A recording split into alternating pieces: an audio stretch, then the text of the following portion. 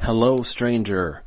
This is Chris Ringler, and you are listening to the Spooky Chris podcast. I am an author, podcaster, obviously, artist, filmmaker, and oddball living in mid-Michigan. As I record this, it is early July, so hey, happy summer. It's been interesting lately. So among my usual pursuits of being an oddball, I'm a dyed-in-the-wool geek. I have always loved movies, especially horror. I got into horror movies via my mother.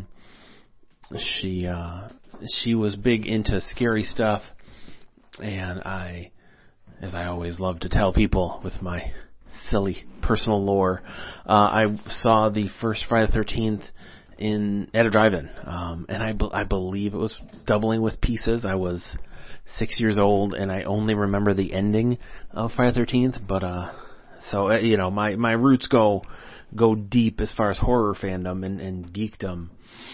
I've always been a bit of a geek. I got more into it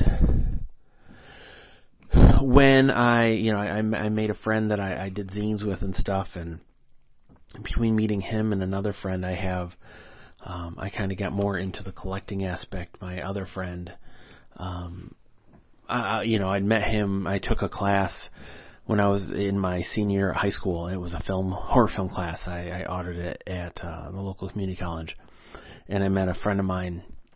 And when I saw,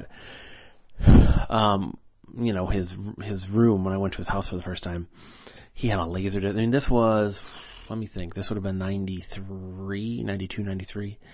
He had a Laserdisc player and Laserdiscs and all of these bootleg movies from, Italy and around the world that I'd never seen, and uncut movies and just all this stuff. And it was like my world opened, and it was crazy. And that was kind of what really set the bug with kind of looking for that stuff. I knew enough about Laserdiscs, and if you don't know, Laserdiscs were kind of the boutique cinephile way to watch movies at home. They came on large platters that were the size of records. They essentially looked like records. They were just mix a record and a CD, and that's what they looked like. And they would have the movie across the top and bottom. You'd have to flip it like a record. And the big thing with Laserdiscs is, as they kind of got going, is they would show them, the films were in the original aspect ratio. So instead of being, and they call it pan and scan, so instead of being formatted to fit a TV from the 1990s, it was in its original version, which was done that way. So when you projected it onto a movie screen, it filled the screen. And they also came with, and they looked better than VHS. They sounded better. And they came with supplemental things like commentaries from the filmmakers, outtakes, deleted scenes, documentary footage. There's all kinds of stuff that these would come with. So it was really, if you were into movies, really deeply, that was the way to go. And I remember,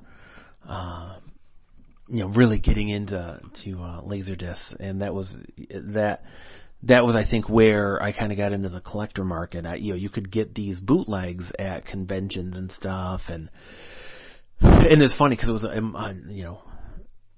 I kind of was there during the heyday of it and towards the end, because I remember not that long ago being at a big convention vending, and they were cracking down on the dealers there and kicking them out that had bootleg movies. And essentially the bootlegs were, and they ran the gamut of, someone having VHS copies of old TV shows that hadn't really, like cult sci-fi shows or that kind of a thing, and they'd have episodes, or strange episodes. The Star Wars Christmas special you always hear about, but it's hard to track down, would be there. Some people would have porn. Lots of Asian cinema.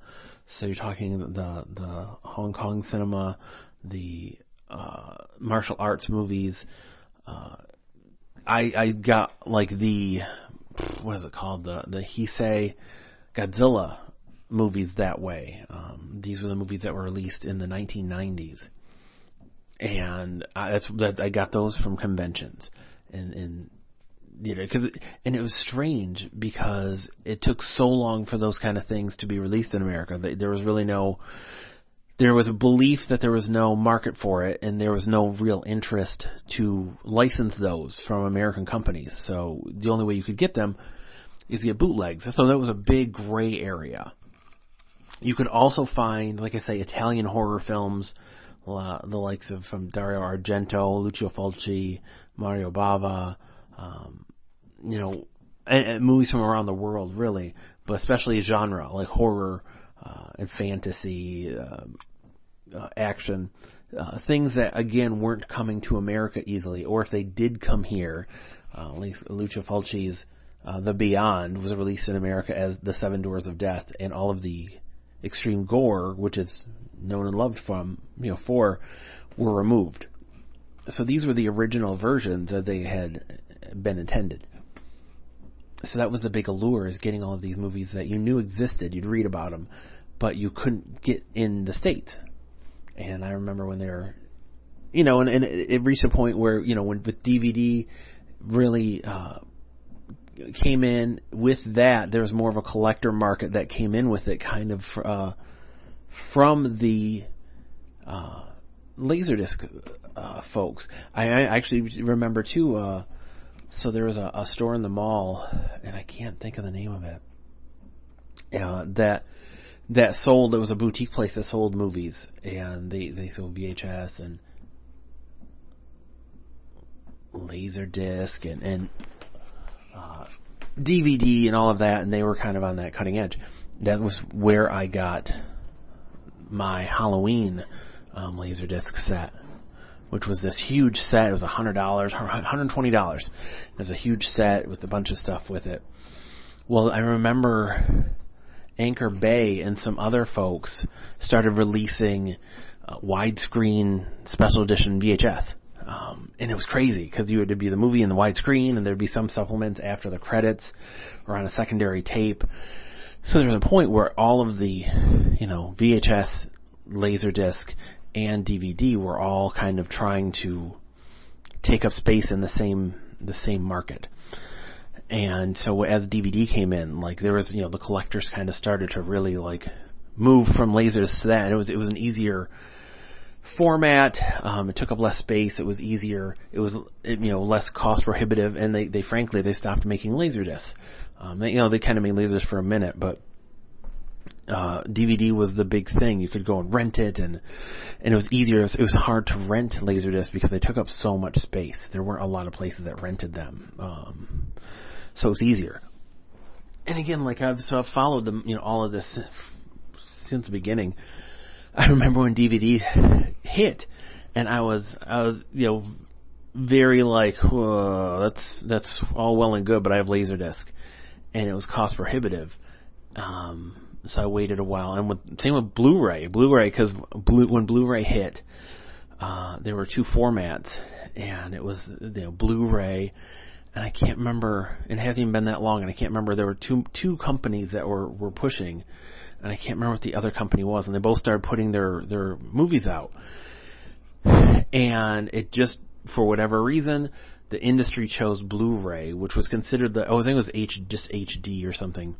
But that was considered the lesser format of the two. But that's what really won the day. And since then it's been interesting. So now that we're in a strange space where video stores have really gone away. You can rent movies via kind of like Redbox and those kind of kiosk kind of things. But that's really it. It's all streaming, and streaming's great, except it's not comprehensive, and it's become so fractured anymore that it's hard to know where to track down the movies that you want to see. Because you could say, "Oh gosh, I want to see movie X. Well, it's an older movie. So then you have to kind of do a web search to see who has it, because it could be any number of people. If it's a Disney movie or anything connected to Disney, well, it could be on Disney Plus. If it's an oddball movie, it could be on Netflix, or more than likely it would be on Amazon Prime. Sometimes it'll end up on a Hulu. It's hard to say. And companies will buy and sell all of these, one another all the time. So it's hard to know what company has what movies. And then it's a matter of seeing who licensed the rights. That's why you'll see movies come and go on Netflix. It's their licensing rights, where it's like, hey, we're going to license this for 6 months. And so you're going to be able to watch it, but then it's going to go away, and then someone else has the opportunity to license it or whatever. It's weird. Just like it's weird kind of around Halloween. Because back in the day, I remember when I wanted cable so badly for Halloween, basically. It's because they're like, oh my gosh, all these channels are showing movies all the time, and all these specials, it's great. Oh, and I finally had it. It's like, why? Why do I want to watch the edited versions of all these movies I like, especially when I own most of them? And then, too, it's weird because the AMC will be like, Halloween 6, Halloween 5, Halloween 4, Halloween 2, like they show them in weird orders. So I don't know, it's hard to, as a fan, like they kind of just expect you to pick up and play. That's kind of a party thing, like, oh, I'm just going to jump into whatever movie's playing. Not thinking about the geeks. Well, it's been interesting, kind of setting the table and then getting to the meal. It's been interesting the last few years. The collector market has really blown up, and it has become a market where you have to choose your battles. And it's interesting because it's kind of like I have had, for a long time I've wanted to collect Stephen King kind of oddball books because there's so much, but that's, again, such a huge market. There's so much out there. You got to figure out what you want, and then you've got to kind of have the money for it, because it's hard to track that stuff down. It's either, mass-produced or boutique-produced. Well, it's getting like that with the collector market. A few years ago, there were a few companies like Synapse, Shout Factory, Blue Underground that were popping up and putting out movies on Blu-ray in remastered versions. These were sought-after movies that had been on DVD, or sometimes even not, and had new features and remastering and all that stuff. And it was easy to get. But as the market has moved forward, there's less of a market for physical releases anymore. And I mean, let's face it, that day is going to pass sooner than later, where we're not getting physical releases. We're getting like, oh, you can download it. Only the problem with downloading things is that there's a point where they could revoke your license. And we're kind of looking at that with music and everything, is the fear that, like, great, I have this, do I own it? And it's like, well, you quote-unquote own it. You own it for now. So that's why, folks like me love physical releases. They take up space, but you own them. You can watch them whenever you want. If you're someone like me and you're kind of like a film librarian almost, you're like, if I get a bug and I want to watch movie X, I want to watch movie X. You can't always go online and stream it or look it up on a streaming service and watch it, or even rent it digitally, because some movies don't make that transition. So at first, all of these companies are putting this stuff out, and then as all of the bigger releases got done, and 4K has come out, well, now they started getting into more boutique and like, hey, we're going to remaster it. We have even more features. We're going to have a special slipcase. We have pins. We have records. All of these add-in things. So it's dipping more into the collectability, and those are where you have to make your decisions. Like, do I want to spend the money for it? The biggest collectible I've gotten in a minute, like film-wise, was there was an overseas version of Dawn of the Dead done in 4K from a company called Second Sight that I got. All of the features, or like all the special features, are in another region coding, so I had to get another region-free player to play that stuff. And basically, for those who might not know, all of the world is carved up into regions, and each region has a letter, and then movies are mastered to play in those regions. And that's because there's different distributors, different companies behind them, blah, blah, blah. So a region free player will play anything from anywhere. So I got one of those kind of on the cheap because I wanted this Dawn of the Dead set, and it was the original release film, the Cannes cut, and the quote unquote the Italian cut. Producer Dario Argento was able to make his own version, which is much more action oriented. And the Cannes cut is kind of the quote unquote director's cut, which is not really a director's cut, but it's the longest version of the film, all in 4K. And then it came with a book and 2 books and just a ton of special features. It was like a great set, but it was expensive, and it was one of those things that you figured was going to sell out. And you'll see a lot of things now selling out where it's like, oh, you want it, you got to get it. But it's interesting because fans, we forget that. So right now you'll see multiple releases and multiple companies putting things out, and we're to a point where most of these movies, where it's getting really, really collectible, is most of those are for movies that have already come out in some form. Even if it's on DVD, it's out there.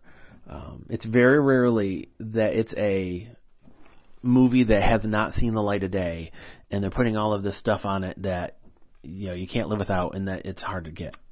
It happens, but those are such low totem pole movies. They're so niche that it's a miracle they're even making it to this new format. Because I mean, think about how many movies are made. There's studio movies. There's people with just a camera. There's smaller studio movies. It's all manner of levels here. And then some of those movies that are made by somebody with a camera in the 90s that can get a cult following.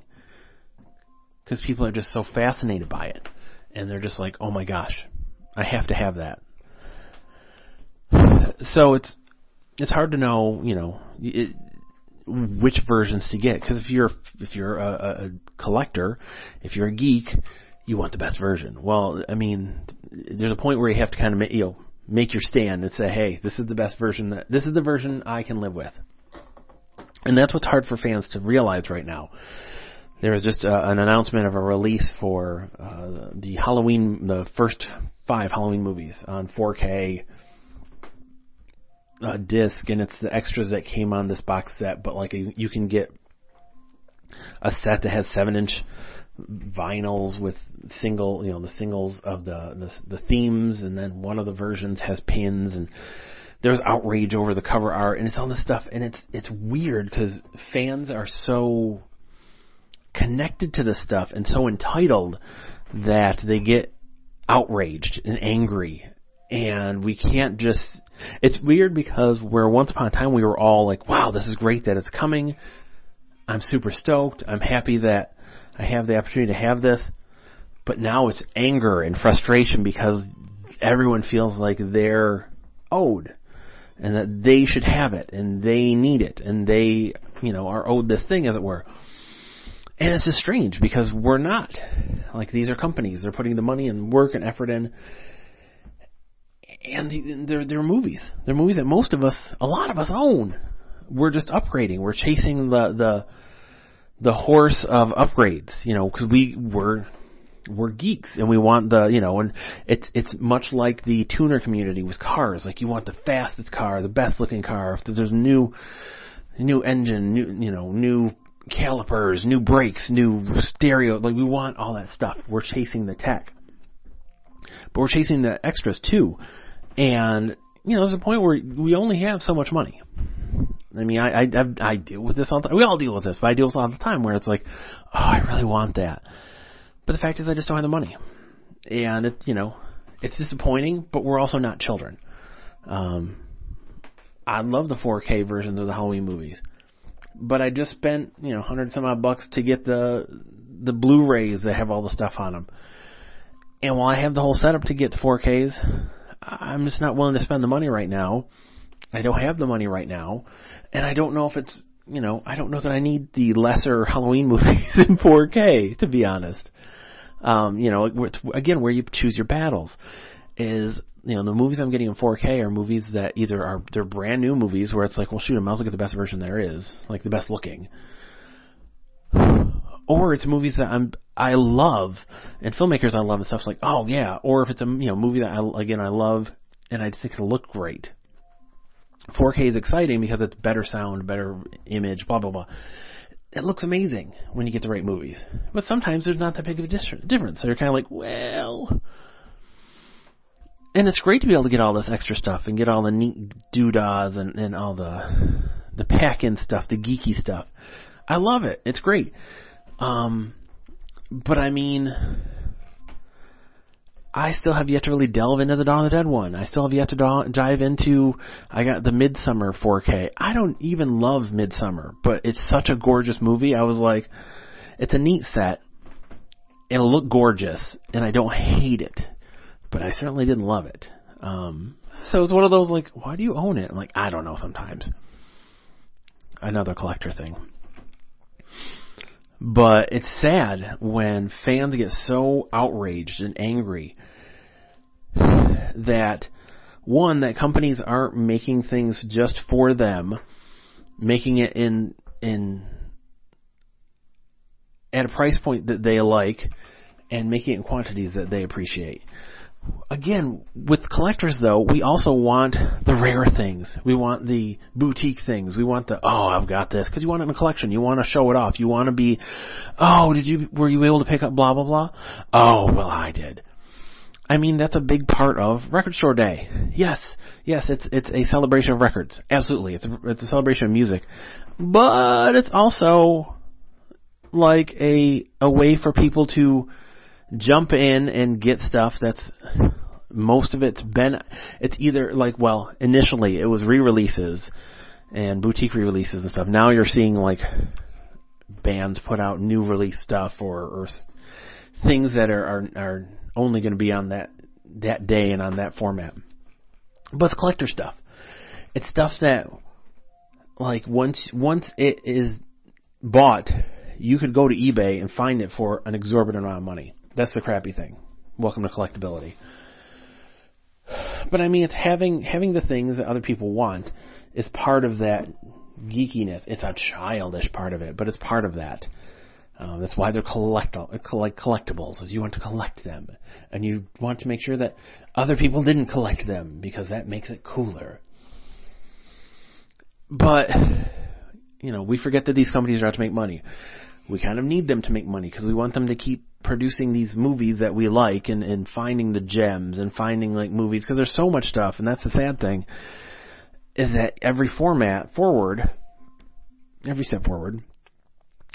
art is lost, from records to tapes and 8-tracks and reel to reel. So much music was lost. I worked at a record store, and it was just, it's heartbreaking to see how much music was lost. Books, it's the same way. Books are, there's a point where nobody cares about old books, so they're just old and they're gone. Everything passes as it was, as it were. And the same happens with movies. There's tons of movies that never made the jump to VHS, from VHS to DVD even, and then on and on and on. So there's a point where we have to step back and say, yeah, I wish I could get everything. Yeah, I wish everything was the movie that I love in the version I love with the extras I love. But not everything is for us. Not everything is for you. Not everything is going to be affordable to you. There's going to be people that are high rollers that can be like, oh, I just spent $1,000 on movies. Isn't this great? Not everybody can do that. It is what it is. And fans need to remember why they're in it. It's the fandom. It's the love of the art. It's the love of the movie. It's the love of the nerdiness and geekiness. It's the love we used to share when we'd go to conventions or go on message boards and talk to one another. We don't talk to one another anymore. We just shout. It's, I love this. Well, I hate this, and you're stupid. So we don't talk as much anymore. We don't get together and nerd out anymore. Movie nights are rare, especially because of COVID. And it's a shame that we get so venomous towards the collector market. And again, I get it. There's a point where you get sick of like, oh, hey, it's version 1000 of this movie that I've owned 20 times. And, oh, they found one more feature that I wish I could have, but like it, and it's frustrating. I get it, absolutely. Super frustrating because you do feel like they're trying to suck the blood out of a stone. But there's a balance because it's great to be outraged because it's real. It's a real outrage. It's a real frustration. But we also need to remember that these folks are trying to make money. If they have opportunity with licenses and extras and stuff, and they're trying to just make use of what they have, cool. Let someone else collect it. I just want that company to exist because I want them to put out something cool that I haven't gotten yet. Or maybe one of these collector sets is going to tickle my pickle and I'm going to get it. But we can't hate everything. We can't hate on the record store day releases. That is like, oh my God, I wish I could get that, but I can't get to the store. I mean, because you can even get in line and not get it because they produced it in such low quantities. That's collectability. It sucks, but it's great. It's cool to be able to look at stuff and go, oh my God, I can't believe I got it. I had a friend who was deep into, he's always in the collector scene, but it's interesting because like he collected and he sought after all of the White Zombie records, and he got pretty much everything. And as soon as he had everything, that was pretty much, he was good, and then he flipped it. And it was more of the pursuit.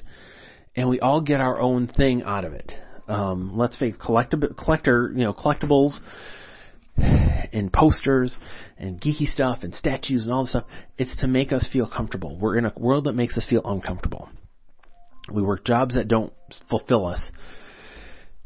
And we're trying to find a place where we feel more like children, where we were more like in love with the world and the magic of the world and the wonder. And that's what these things bring us.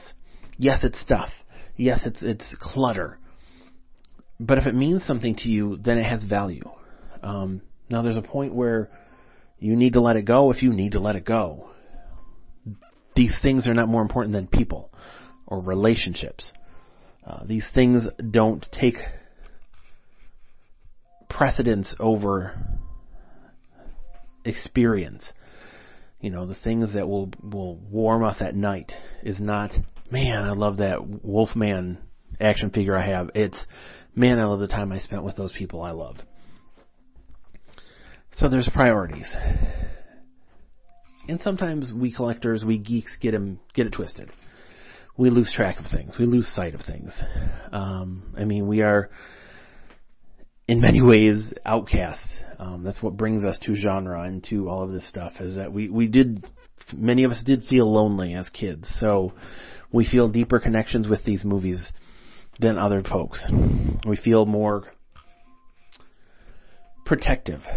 That's why you get like folks that are like, that's not punk music, this is punk music, and that's not this, and that's, like the gatekeeping kind of mentality. It's just people that are trying to protect the things that they love and that means something to them. And I totally get it. But sometimes we gotta stop being gatekeepers and just open the gate and let everyone in. Like, there's nothing wrong with new fans. Like, there's nothing wrong with new passion. There's nothing wrong with